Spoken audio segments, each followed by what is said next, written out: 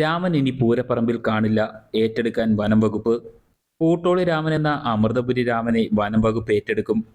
Supreme കോടതി വിധിയുടെ അടിസ്ഥാനത്തിലാണ് നടപടി.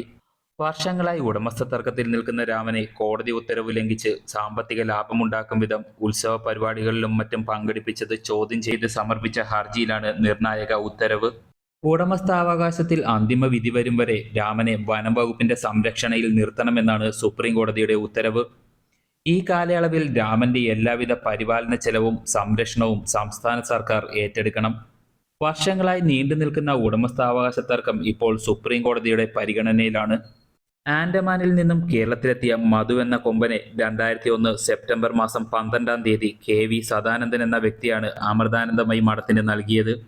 2017-18 കാലഘട്ടത്താണ് അമൃതപുരി രാമനെ ഊട്ടോളിയിലേക്ക് മതപ്പാടുകാലത്തെ ചികിത്സയ്ക്കായി കൊണ്ടുപോയത്. അതിനുശേഷം പ്രളയവും കോവിഡും വന്നതിനെ തുടർന്ന് ആനയെ തിരികെ കൊണ്ടുവരുവാൻ സാധിച്ചിരുന്നില്ല. വർഷങ്ങൾക്ക് ശേഷം ആനയെ പീഡിപ്പിക്കുന്ന ദൃശ്യങ്ങൾ വാർത്തയായതിനെ തുടർന്ന് രാമനെ മഠത്തിലേക്ക് തിരികെ കൊണ്ടുവരാൻ ശ്രമിച്ചെങ്കിലും സാധിച്ചില്ല.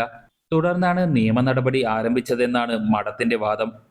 ഇപ്പോൾ സുപ്രീം കോടതിയുടെ പരിഗണനയിലിരിക്കുന്ന കേസിൽ കോടതി നിർദ്ദേശങ്ങൾ ലംഘിച്ച് ആനയെ സാമ്പത്തിക ലാഭമുണ്ടാക്കും വിധം പൊതുപരിപാടികളിൽ പങ്കെടുപ്പിച്ചതിനെ തുടർന്നാണ് വനം വകുപ്പിനോട് രാമനെ ഏറ്റെടുക്കുവാൻ കോടതി ഉത്തരവിട്ടത്. അതോടൊപ്പം ആനയുടെ സംരക്ഷണ ചുമതല ഉണ്ടായിരുന്ന ഊട്ടോളി കൃഷ്ണൻകുട്ടിക്ക് കോടതി അലക്ഷ്യത്തിന് പിഴയും വിധിച്ചിട്ടുണ്ട്. കേസിൽ വിധി വരും വരെ സംസ്ഥാന സർക്കാരിന്റെ നിയന്ത്രണത്തിലുള്ള ആന പരിപാലന കേന്ദ്രത്തിലായിരിക്കും രാമൻ ഇനി മുതൽ നിൽക്കുക.